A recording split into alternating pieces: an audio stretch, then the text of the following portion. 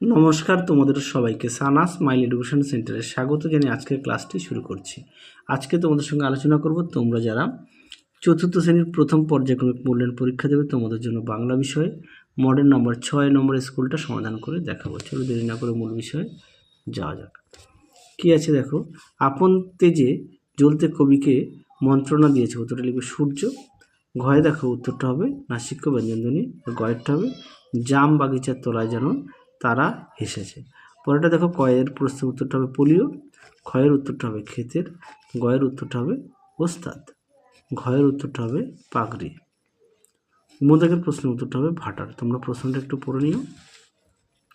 পরবর্তী দেখো, শব্দার্থ লেখো। কয়েরটা হবে ইঙ্গিত। উত্তরটা হবে ইশারা। সোজা, সরল, স্বস্তি, আরাম, ধুনি, অগ্নিকুণ্ড, পাঠশালা, বিদ্যালয়। পরে দেখো বর্ণ বিশ্লেষণ করো। ক দাগ কী আছে? মস্ত। দেখো এখানে ক দাগের উত্তরটা দেওয়া আছে। পরে দেখো পাহাড়, দেখে নাও। গ দাগ সন্ধে, দেখে নাও। তারপরে কোরমা, দেখে নাও। পরবর্তী দেখো বিপরীত শব্দ। বিজ্ঞ, অজ্ঞ, শত্রু, মিত্র, সহজ, কঠিন, ভিতর, বাহির, গরম, ঠান্ডা।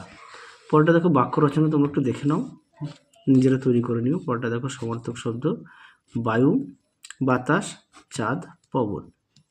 আচ্ছা সরি, ভুল বললাম। বায়ু, বাতাস, পবন, আর হচ্ছে চাঁদ, চন্দ্র আর শশী। পরে দেখো লিঙ্গ পরিবর্তন করে। শিক্ষক, শিক্ষিকা, সৈন্য, সৈন্যই হয়। গয়ের পুত্র, কন্যা। পরবর্তী দেখো কি আছে? 9 দাগের।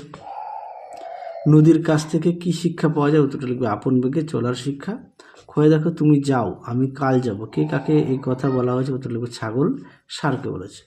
গয়ে দেখো প্রশ্নের উত্তরটা হবে ডিনেন চপুতে ইয়াসুয়াকি চানের বাড়ি যাচ্ছে।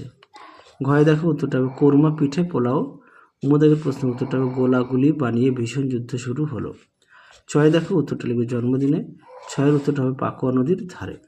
বুর্বিজ দাগের উত্তরটা হবে মালি কোদাল নিয়ে বাবুদের ফুল বাগানে কোপায়। আশা করি দেখে নিয়েছো। তোমরা সবাই সুস্থ থাকো, ভালো থাকো। আজকের মতো টাটা।